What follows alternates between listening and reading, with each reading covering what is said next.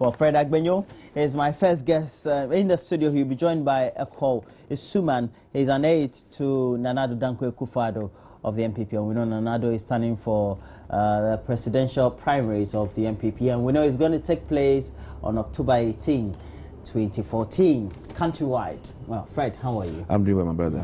Okay. And let's start with what the stories are as far as the subject of Ebola is concerned. We know that there's currently a team here in Ghana, and Ghana is supposed to be the emergency hub where they'll be doing the reconnaissance, etc. And so they call it the UN Mission on Ebola Emergency Response UNMEER. And it's headed by Anthony Banbury, who is a US citizen, of course, but has been working with the UN for a number of months or years now. What do you make of Ghana being chosen as a destination to do the coordination of treatment as well as the subject of Ebola in West Africa? Well, let me say good morning to your cherished viewers. I think that is a welcoming news. The great disciple Dr. Kwame Nkrumah declared that independence, that Ghana's independence is meaningless unless linked up to the total liberation of Africa continent. We have always been the torchbearers when it comes to everything in Africa. We have always been one of the skipper. If you go back in history, when we attained independence, we didn't just fall back. We tried several other West African countries to also get same. History reminds of the role Ghana played even in apartheid in South Africa. As we speak today, Ghana's president is the ECOWAS president. So Ghana has a chairman. So Ghana has a major role to play as far as this the epidemic is concerned. We know the president himself visited Liberia, visited Sierra Leone, and Guinea a few weeks ago to at least show concern to what is happening at Ebola. We also heard him at the UN General Assembly making a very strong case for Ebola and why the West must get involved in helping us fight it. It was at that platform that he announced that he has allowed Ghana to be used as a base for activities of this nature. And I think that is most welcoming. Yesterday they did a press conference to allay the fears of people, and some people have raised concern, why should it be Ghana? It is not Ghana, where else can we do it? We cannot say as we speak now that Nigeria is completely exonerated from this. They have already recorded a few such cases. So Ghana really is about the best place that they can use. And I'm sure we also stand to benefit as a country. We thank God that as of now, we've never heard of any Ebola case in Ghana, but you cannot be too sure. I am told the Bonahafo regional minister yesterday said some bats around that area, they did a test, they are negative now, but you know, bats travel fine here, they are so close to those areas. So we always need to be on alert. Once these people are here and they've stationed over here, on the very unlikely event that something happens to us, quickly be able to move in to assist in arresting the situation. So for me, it's a clear case of showing or being a big brother for the rest of the countries and playing the role that we've always played in our discourse. Okay, now we're told, according to the objective of the mission, it is supposed to make sure they have the international response for 5 priority areas: stopping the outbreak, treating the infected, ensuring essential services, preserving stability, and also preventing further outbreaks. Now, on the subject of stopping further outbreak and treating the infected, there was the concern raised by a number of individuals as well as commentators on if we're going to do the treatment, does it mean that samples will be brought or cases will be brought, or there will be interactions between experts who will be involved, etc., in those respective countries, and if they come here, likely and all that. Of course, those assurances have been given by Anthony Banbury, who is the head of the UNMEER. Well, I'm not too sure if they will bring the victims down here to call them as such, to bring them here to come and do the tests and the rest. Naturally, they'll pick samples and come and test. I think that Noguchi has done a very great job so far. Anywhere we have suspected anything of Ebola, we've taken the samples that they have tested, and all has proven to be negative. I'm too sure these people are very mindful. They know that they need to protect our territory as well. I am not sure they will do anything that will jeopardize or create a bad situation for us. Let us continue to pray. Let us continue to be very vigilant.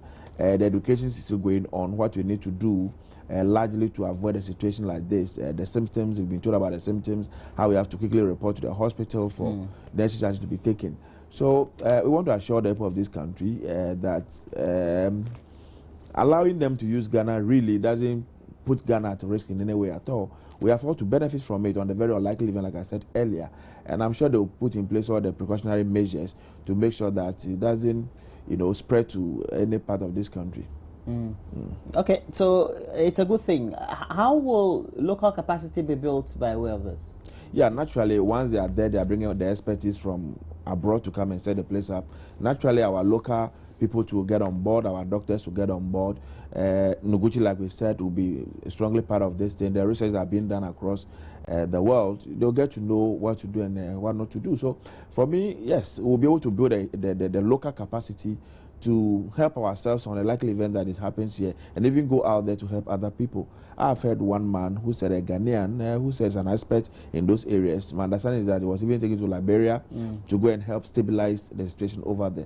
So we have always proven that we are capable when given the task. I have no doubt in my mind that the local people will take advantage, learn the new things that they have to learn. Some new equipment will come on board, and they'll be able to also maybe learn how to use it and put it to good use. Okay, so we'll see how that goes as far as we're concerned. Well, the Public Utility and Regulatory Commission announced an increment in tariffs, and that has raised a lot of concerns, especially among consumers and consumer groups. And well, it basically announced that electricity and water tariffs had gone up by 6.5% and 4.54% respectively. It, however, added that because of poor quality of water service by the water company, the Commission has decided not to pass on the tariff for water until such a time that certain regulatory requirements that protect the consumer are met. But the point is that electricity supply to has not been the best as far as quality is concerned. Well, I think it is worrisome to wake up as a Ghanaian to hear that they've increased utility tariffs. Looking at the situation that we are going through today, talk to several business owners and they tell the difficulty they are going through, lights coming in and out, on and off, and stuff like that. Domestically, you can't plan activity. People's gadgets and equipment are breaking down every now and then. And to wake up in the midst of all these challenges to be told that if you increase utility tariffs, naturally, it's a big blow. Naturally, nobody will be happy with a situation like that. But having said that, the question we should be asking ourselves, should we say that because we have not gotten to where we want to get to in terms of efficiency, so we should sit back, we shouldn't contribute towards building the process? Ghana is on the path of development. We need more energy supply. As we speak now, we are told our total production capacity is about 2,800 megawatts. That's what we produce. What we are able to use is less than 2,000 megawatts.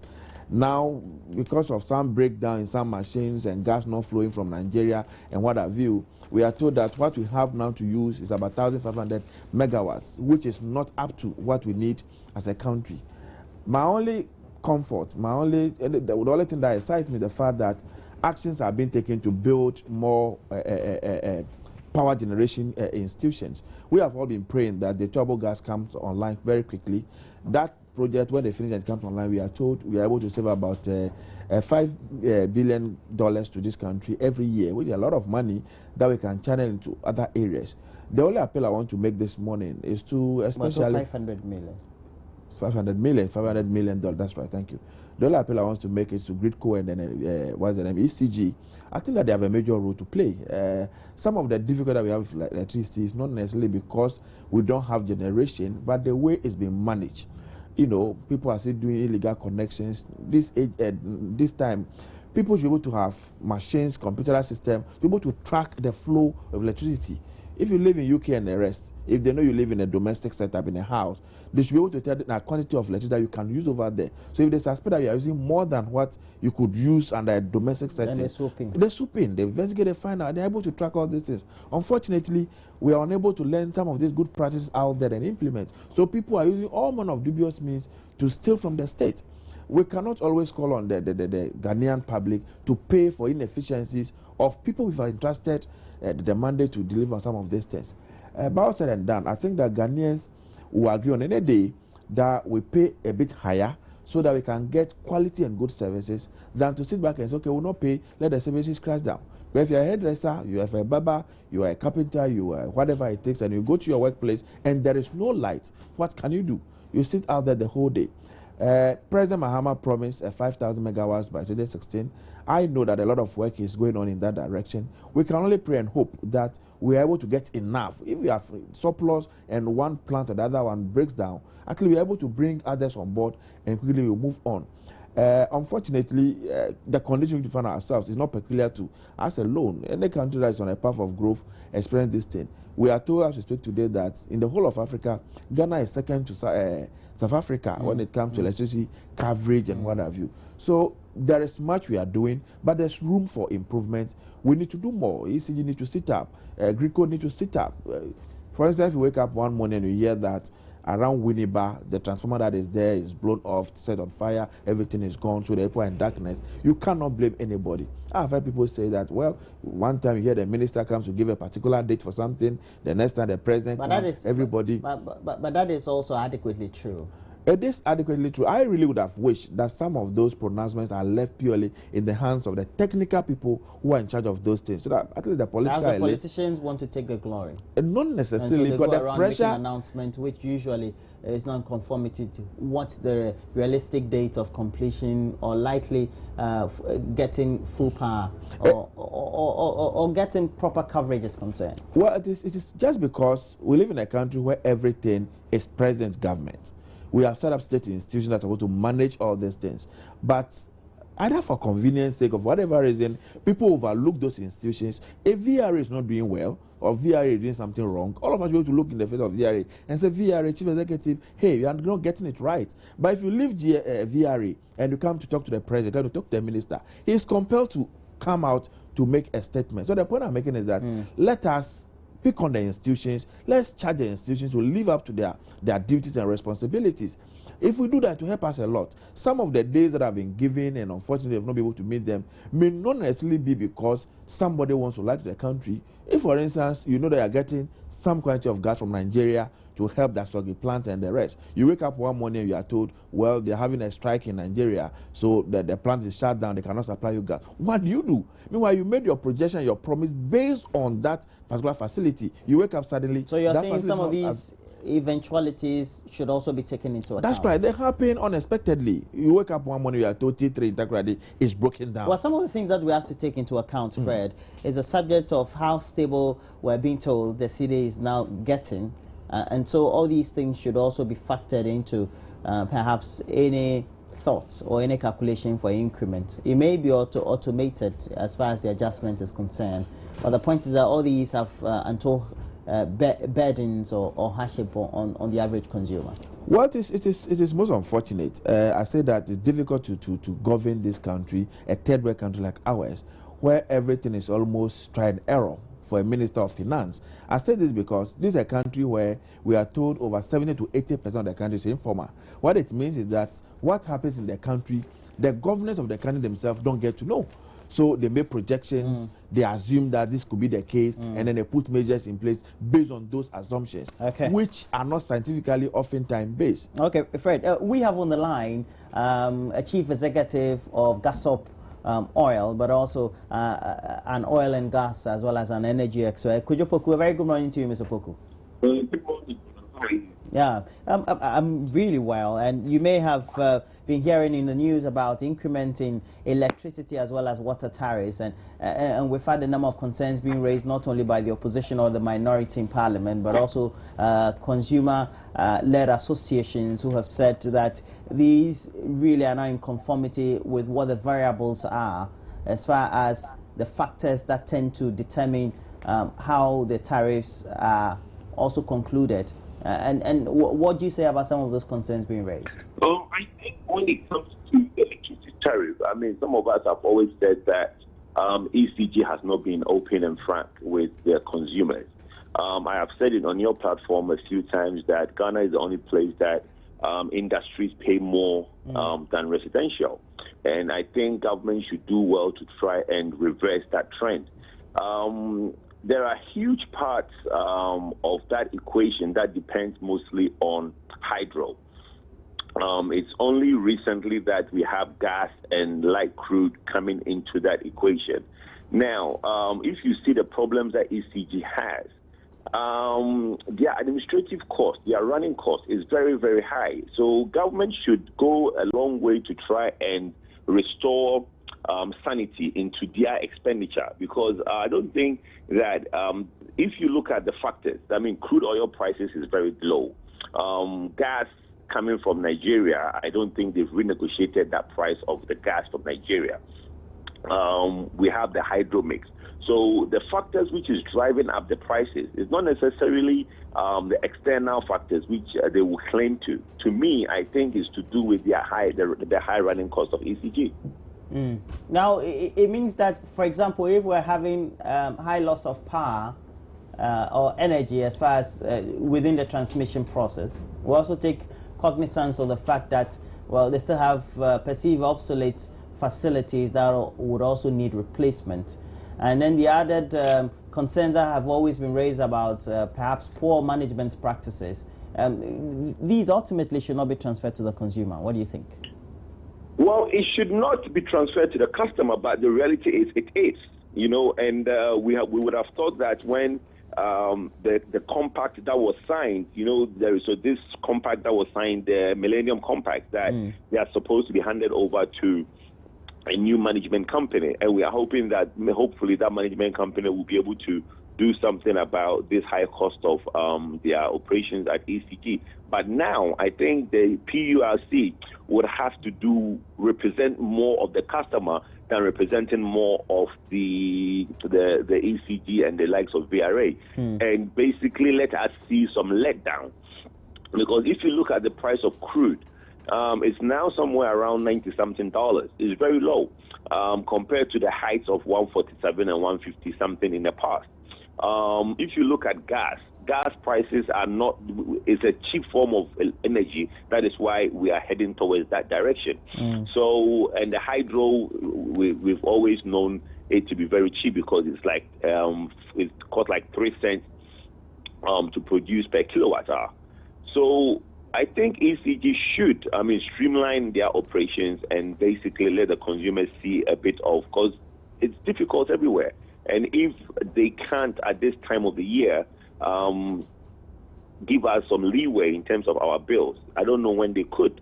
Because going forward, the crude prices might come up, gas prices might go up, and all these difficult external factors might increase. But now that they are low, I think ECG should do well to let us see some reduction in some of these prices, instead of them lumping on their operations cost to make electricity very expensive. The supervisor, that is the regulatory authority, the PRC, is supposed to be making sure that all these variables are taken into consideration. Perhaps you think, as a regulator also, it is also shielding the service providers? Well, the regulator can do so much. If ECG comes to you and say, look, I need this amount of money, otherwise I can't operate. You see, ECG as a company needs to be sustainable, okay? Then if they are sustainable, then they can now also by the other factors which they come. Now, let's not really blame ECG also too much in this matter. VRA is not so far away from the blame. Bear in mind, ECG don't produce the energy. ECG are just the off-takers of the energy. Okay, in some parts of the country, ECG, the northern part of the country, they don't even have ECG, they have VRA. Okay, so let's not blame ECG so much. Let's put the blame where it lies. It's VRA, because VRA are the people who produce the electricity. They are the one who buy the crude oil. They are the one who use the gas in the Tigo plant. So the ECG are the off-takers, and whatever prices that VRA is given to ECG is what ECG now add their margin on top to be able to be sustainable. So maybe ECG having a higher operational cost is putting a bigger margin on what power VRA is selling to them, or Asogli is selling to ECG. So in terms of the generation cost, we should also blame VRA for what the prices are today. So I don't think we should blame ECG alone on this matter. Now we've gone to the IMF, and we've somehow concluded talks. Of course, we would need to go to the annual meetings this very month. and also make all those conclusions as far as the negotiations are concerned. And stringently, we're supposed to make sure that we remove all the subsidies on whatever we put on energy supply for consumers, etc. How is that also likely to influence pricing going forward, perhaps in the next few quarters? Well, we've always known that. I mean, if you don't know what the IMF will do, cut your eyes to Greece. Cut your eyes to Spain. There are various countries that they've undergone the IMF program, and we know what the IMF stands for. They would go for job cuts, they will go for subsidy reduction, or removal, if not reduction, they'll go for removal. It's not something that government can say they did not know before they went in for. You know, that is going to bring hardship. I would not miss words on that. If you're going to reduce subsidies in terms of the lower band of consumption, as you know, in the lower band of the consumption of electricity, government subsidizes that lower band. So if somebody who is in the lower band is going to pay the same price of electricity as some people in the higher band, then you can see what sort of bills that they'll be getting. Then you will get labor agitation for more salaries, and it's going to have a domino effect. So it will have a situation where now there's no money in the economy, prices are very high in terms of commodities, and then you have the low-earning consumers or employees now going to have to bear the full cost of the electricity. I mean, nobody has to miss words in terms of what, if that is followed through, that is, nobody should miss words in terms of what hardship it will bring to the average Ghanaian.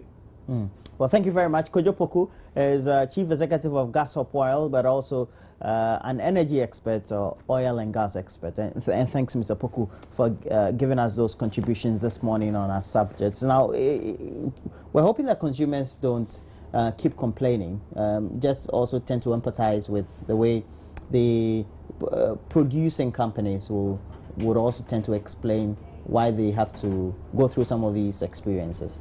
Well, I always say everything in life is about communication.